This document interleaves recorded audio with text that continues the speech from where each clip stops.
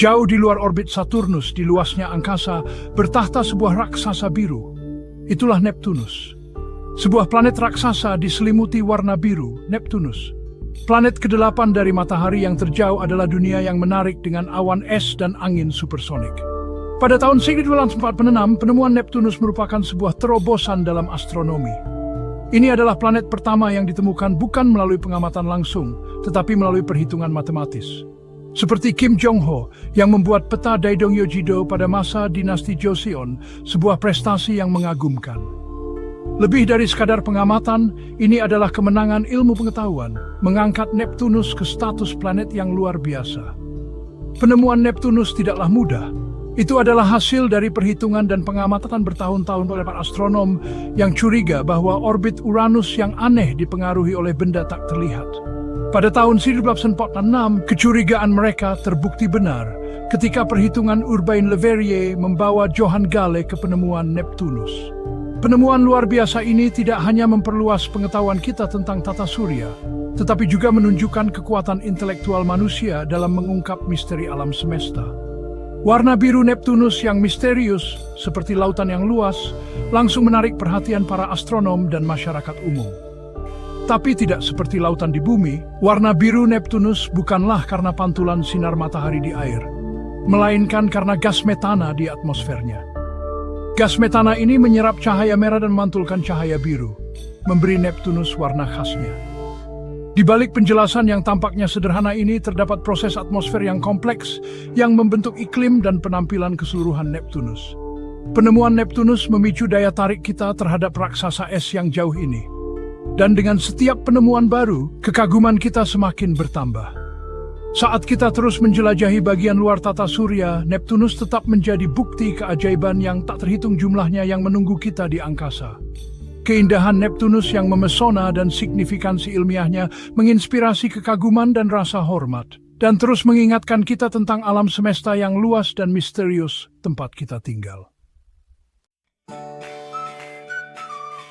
Neptunus adalah raksasa sejati dalam segala hal. Dibandingkan dengan bumi, ia sangat besar dan masif. Membandingkannya dengan bumi memberi gambaran tentang skalanya yang sangat besar. Dengan diameter sekitar 49,2444 km, Neptunus hampir 4 kali lebih besar dari bumi. Untuk memberi gambaran, jika bumi seukuran koin, Neptunus akan seukuran bola voli. Ukurannya menjadikan Neptunus planet terbesar keempat di tata surya, setelah Jupiter, Saturnus, dan Uranus. Tapi ukuran hanyalah salah satu aspek dari keagungan Neptunus.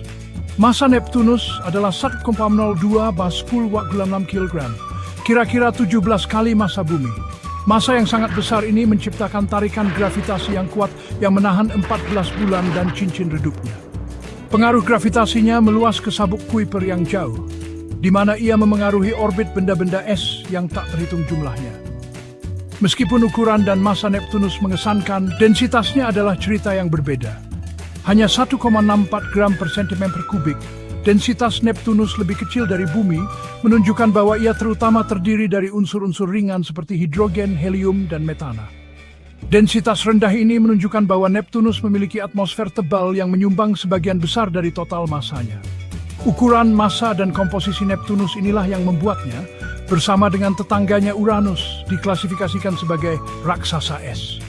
Tidak seperti raksasa gas Jupiter dan Saturnus, raksasa es diperkirakan memiliki inti berbatu kecil yang dikelilingi oleh mantel besar yang terbuat dari materi es. Struktur unik ini membedakan mereka dari planet terestrial seperti bumi dan raksasa gas yang mendominasi wilayah dalam dan luar tata surya.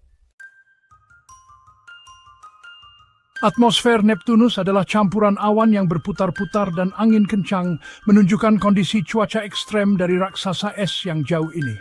Ini sebagian besar terdiri dari hidrogen dan helium, dengan sedikit metana dan hidrokarbon lainnya. Atmosfer Neptunus adalah lingkungan yang dinamis. Metana inilah yang memberi Neptunus warna biru khasnya. Ini menyaring cahaya merah dan memantulkan cahaya biru.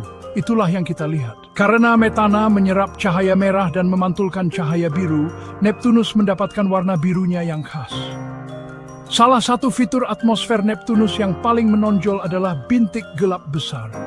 Ini adalah sistem badai besar yang pertama kali diamati oleh Voyager 2 pada tahun 1989. Dengan ukuran kira-kira sebesar bumi, pusaran awan gelap yang berputar-putar ini bertahan selama bertahun-tahun sebelum menghilang, dan badai serupa telah muncul di tempat lain di planet ini.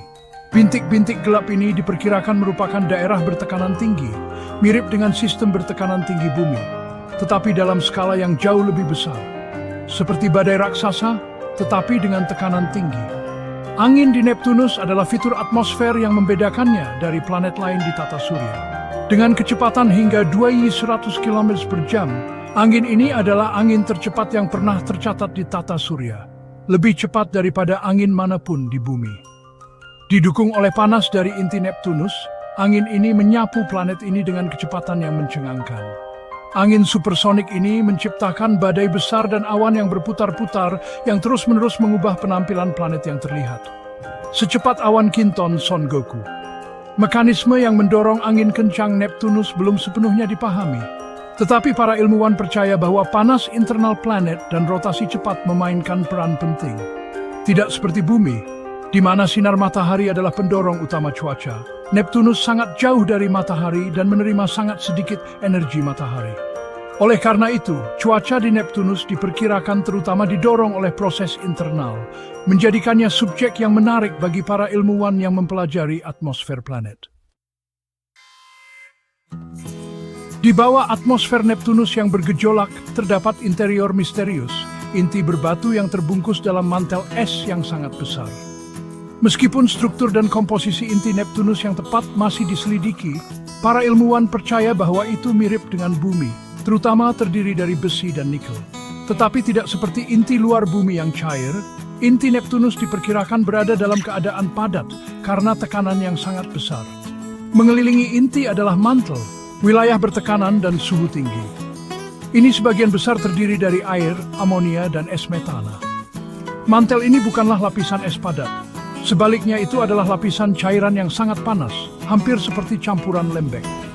Tekanan dan suhu ekstrem di dalam mantel menciptakan es dengan sifat eksotis, sangat berbeda dari es di bumi. Transisi dari atmosfer Neptunus ke interiornya bertahap, tanpa batas yang jelas di antara keduanya. Saat Anda masuk lebih dalam ke Neptunus, tekanan dan suhu meningkat, memaksa gas-gas di atmosfer ke keadaan superkritis.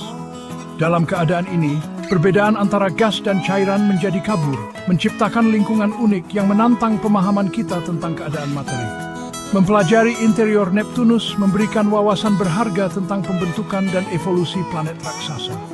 Dengan menganalisis komposisi dan struktur Neptunus, para ilmuwan dapat merekonstruksi proses di mana dunia raksasa ini terbentuk miliaran tahun yang lalu. Lebih lanjut, memahami perilaku materi dalam kondisi ekstrem di interior Neptunus tidak hanya relevan untuk ilmu planet, tetapi juga untuk bidang-bidang seperti ilmu material dan fisika materi terkondensasi. Terima kasih sudah menonton. Jangan lupa subscribe dan like video ini. Sampai jumpa lagi.